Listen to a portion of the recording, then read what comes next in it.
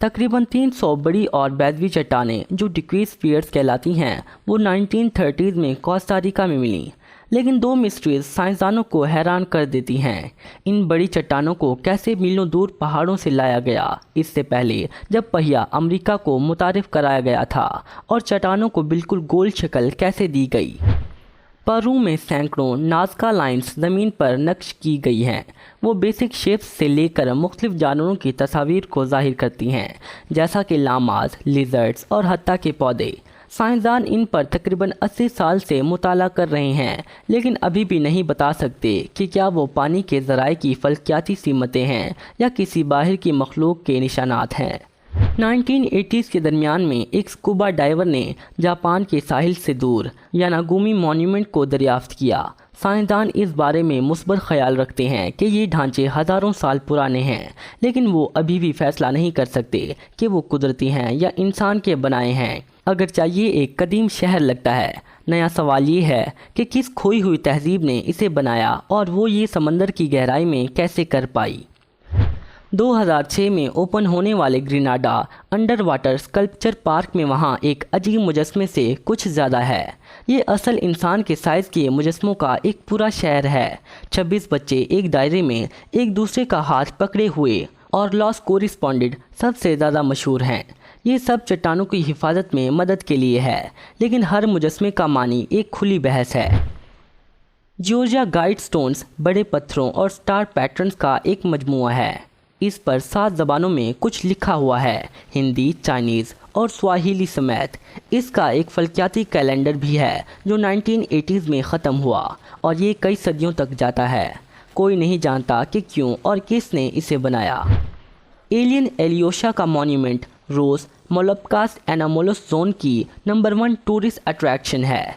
1983 में एक माहिर अर्जियात ने जंगल के ऊपर एक चमकदार चीज़ देखी और फिर बर्फ़ में कुछ गोल निशानात पाए।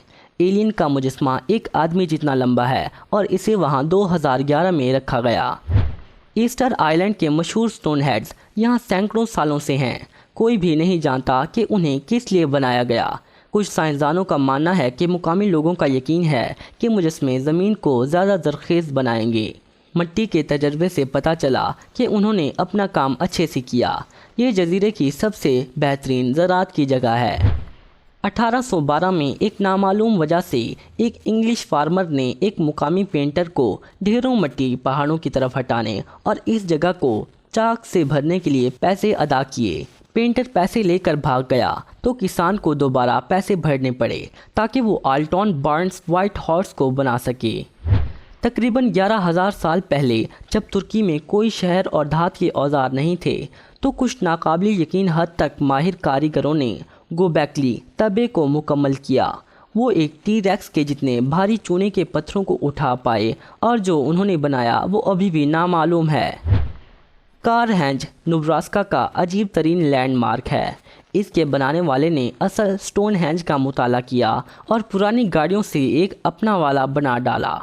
अपने वालिद के लिए एक खिराज तहसीन के तौर पर कुछ गाड़ियाँ खड़ी चट्टानों की तरह हैं, जबकि दूसरी एक दूसरे से जुड़ी हैं। जब पूछा गया कि उसने ये सब कुछ क्यों किया तो उसके बनाने वाले ने कहा, क्यों नहीं। स्टोनहेंज जैसा नज़र आने वाला एक और लेक मिशिगन की गहराई में 2007 में मिला। वहाँ एक दायरे में पत्थरों का एक मजमुआ है और उस पर मास्टरडॉन के कुछ नक्शो निगार हैं। ये जानवर 10,000 साल पहले पाया जाता था, तो इसके नक्श इससे पुराने होने चाहिए। इसकी लोकेशन आवाम से छुपाई गई है, तो इसे ढूंढने के लिए गुड लक। कैम्बोडिया में मौजूद एंकोर वाट दुनिया का सबसे बड़ा रिलीजियस मॉन्यूमेंट है। इसे पूरा देखने में कई दिन लग जाते हैं और इसके तमाम राजों को हल करने में तो कई सदियाँ। इसका मुंह मगरिब की तरफ है, जबकि इसकी तरह के दूसरों का मशरिक की तरफ है, जहाँ से सूरज निकलता है। और इसके तमाम मुजस्मे काउंटर क्लॉकवाइज पढ़े जाते हैं, जो कि आम से उलट है। ज़मीन की सबसे खुश्क जगहों में से एक चिली के एटाकामा डेजर्ट में वहाँ रेत से एक हाथ निकल रहा है। इंसानी बेबसी, कमज़ोरियाँ या वो जज्बा जो हर बार जीत जाता है। हर किसी ने मुजस्मे को अपने अंदाज में देखा, लेकिन कोई नहीं जानता कि इसे इतनी दूर दराज जगह पर क्यों रखा गया। मेलबर्न की स्टेट लाइब्रेरी ऑफ विक्टोरिया के बाहर के फर्श पर वहाँ एक और लाइब्रेरी है لیکن یہ ڈوبتی نظر آتی ہے۔ کیا یہ علم غائب ہونے کا نشان ہے یا ایک نئی تہذیب زمین سے نکل کر نئی حکمت لاتی ہوئی؟ یہ سب آپ پر ہے۔ پیرس کے فائنینشل ڈسٹرکٹ میں وہاں ایک بڑا انگوٹھا ہے جو کہ اس کے بنانے والے کے انگوٹھے کی کاپی ہے۔ یہ تقریباً 1965 سے یہاں ہے اور اس کا وزن 3 ہاتھیوں کے برابر ہے۔ یہ اپنی طرح کا اکیلا نہیں ہے، اسی ہی آرٹسٹ کی طرف سے بنائے گئے ایسے کئی بڑے انگوٹھے پوری دنیا میں موجود ہیں۔ ہگار کم، جس کا مطلب مالٹا کی سٹینڈنگ سٹون سائٹ ہے، وہ 3000 BCE میں مکمل کی گئی تھی۔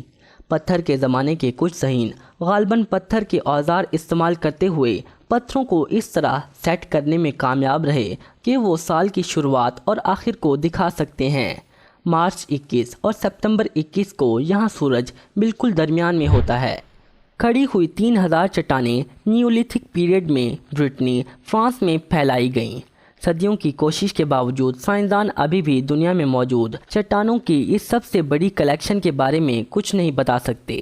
ایسا لگتا ہے کہ اسے سٹون ہینج کی طرح کی کسی ثقافت کی طرف سے بنایا گیا، جس کا مطلب ہے کہ ٹیکنالوجی اور سفر ہمارے شعور میں آنے سے پہلے موجود تھے۔